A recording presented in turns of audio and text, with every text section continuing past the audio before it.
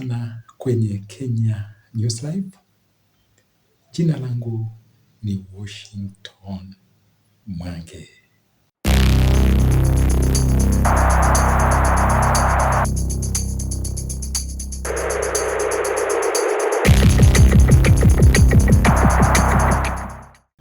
Seneta Sifuna awasha moto na kushtua dunia kwa kusema kwamba magavana ndio wanawashauri viongozi wakuu serikalini vibaya, akiwemo kiongozi wa ODM Raila Odinga na Rais Ruto. It is not the governors who have been misadvised. It is the governors misadvising our national leaders. It is the governors who have misadvised my party leader about the position of... this is true, you know, Chair. I said in Diani, because I didn't want to attend that conference that was held in your county, not because I don't like the people of Homa Bay. It's a beautiful place. But this jamboree that is put together by the governors without any recourse to other institutions that are involved in devolution, was a platform where they poisoned and misadvised the minds of the national leaders to pronounce themselves on certain things. I said in Diani that if you are in a position of advising any leader in this country, I was telling the Attorney General that what leaders need in this country is not prayer. Although prayer is important, if you are in a position of Attorney General, your responsibility is to give proper advice to your boss. Sifuna alielekeza kidole cha lawama viongozi wa komiti zote za Senate na kutishia kuwafurusha iwapo hawatawajibika kwa kuamrisha spika kutetea Senate dhidi ya lawama ya kuchukua hongo kutoka kwa magavana. Spika wa mabunge yote mawili washurutishwa kuwajibika, la sivyo wafurushwe, asema Sifuna. Even when it comes to matters of devolution, these governors are the ones who are misadvising Mzee. Because you remember when we had a meeting with the party leader in the Senate, when he came out of that meeting, the pronouncements he made, including strengthening the place of Senate in order for devolution to succeed, those were the proper words or the proper advice that Jacom gives. And I know his mind. I know his position on devolution. He's the father of devolution. I was very shocked to hear some of those pronouncements because I know he's been misadvised. The institution.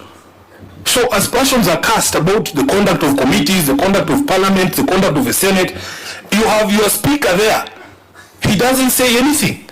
You have the majority leader, the minority leader, they don't say anything. By now, I expect Honorable Chair to have a statement from Honorable Mazayo and Honorable Cheriot defending the institution and putting the record straight. Our speaker, he's nowhere to be seen. And even you, Chair, I want to challenge you when the Senator for Kituya said, Chair, if you don't defend this committee, because this committee was specifically singled out, they say we are the rent seekers in the Senate. Chair, if you don't defend us today, we are willing to move a motion of your removal. Today. Because we cannot continue like this. If somebody has any evidence, let them present it. I don't think, Chair, we have ever sent you to get money from anybody. We don't send our chairs there. In this committee, there is no welfare. There is no member for welfare here, as far as I know. So, Chairman, you just know that you, as a leader of this committee, have a responsibility to defend this committee. We can't do it on our own and individually. I'm putting the leadership of the Senate on notice. The Speaker must defend his institution. He is the head of the House. Our leadership, the majority and minority leader, they should not go to those meetings to just make jokes about welfare. They should defend the institution and call out the hypocrites who are pointing fingers at Parliament, and yet we know they are the originators of corruption in this country. I thank you, Honorable Chair. Spika wajipata taabani. Seneta wa Nandi pia aliwash moto kwenye kidonda kwa kuungana na maseneta wenza kusema kwamba Seneta wa Nandi pia aliwasha moto kwenye kidonda kwa kuungana na maseneta wenza kusema kwamba maspika wote wawili Wetangula na Kingi wafurushwe kabla yao kutimuliwa kwa kushindwa kuwatetea kwa shutuma za ulaji mulungula. Is when Parliament is under attack, the leaders of institution must and should be at the forefront to correct what is being peddled in public. Because the people making those statements are not members of parliament. There are people who are not elected and they don't sit in parliament. So I think the leadership, the speakers of both houses, because Chair, after yesterday meeting, some of us are caucusing. Both speakers of the house must be put on notice that they are working on a very dangerous path. And members are thinking otherwise. That if this accountability is taken a notch higher, they might become the casualties of what is happening. And they will go before we go. Thank you, Chair. Seneta wa Homa Bay Kajwang' ambaye ni kiongozi wa County Public Accounts Committee kwenye Senate ashurutisha maspika wa mabunge yote mawili Wetangula na Kingi kuamrisha Rais Ruto kufika mbele yao ili kutoa ushahidi kwa madai aliyotoa, la sivyo wafurushwe. Alielekeza kidole cha lawama kwa maspika hao kwa kufeli kuwatetea na wasipowajibika watafuata Kashagwa, kumaanisha watatimuliwa kwenye nyadhifa zao za uspika asubuhi na mapema. Article 125 gives us the power to compel the appearance of any person before this committee, any person, including the president who is making allegations of unethical conduct on the part of parliament. I want to challenge the speakers of the two houses, because they are the ones who chair the Powers and Privileges committees pursuant to the Parliamentary Powers and Privileges Act. For the president to come and explain who are those people who are demanding bribes, who are those people who are given bribes, because you cannot try parliament in a kangaroo court when statute already has clear provisions for dealing with unethical conduct on the part of members of National Assembly or members of the Senate. I think we should move away from this lynching, from this kangaroo court mentality, and challenge our speakers that they must convene the necessary committees and listen to evidence from the president and listen to evidence from anybody else who alleges unethical conduct on the part of members of National Assembly. Those are provisions and instruments available in the Constitution and available in the statute. Hii inafuatia shutuma alizotoa Rais Ruto kwamba vikao hivyo vinachukua hongo na vinavuna vinono wanapowapiga msasa magavana. The latest soko huru in the Senate.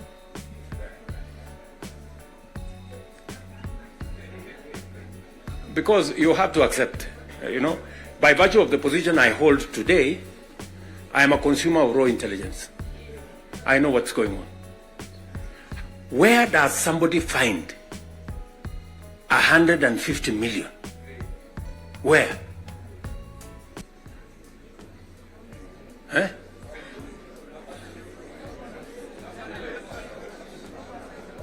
Is that his money? That is money that belongs to the county. Is that correct or not correct? Yes. Let me ask you, members of parliament who are seated here. Do you, for example, know, do you, for example, know that a few members of your committee collected 10 million shillings so that you could pass that law on anti-money laundering? Did you get the money? No.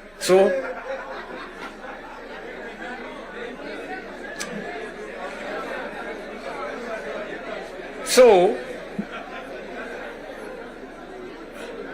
going forward, si tunataka tukubaliane, si we are one team. Yes, there are people who are destroying the credibility of parliament.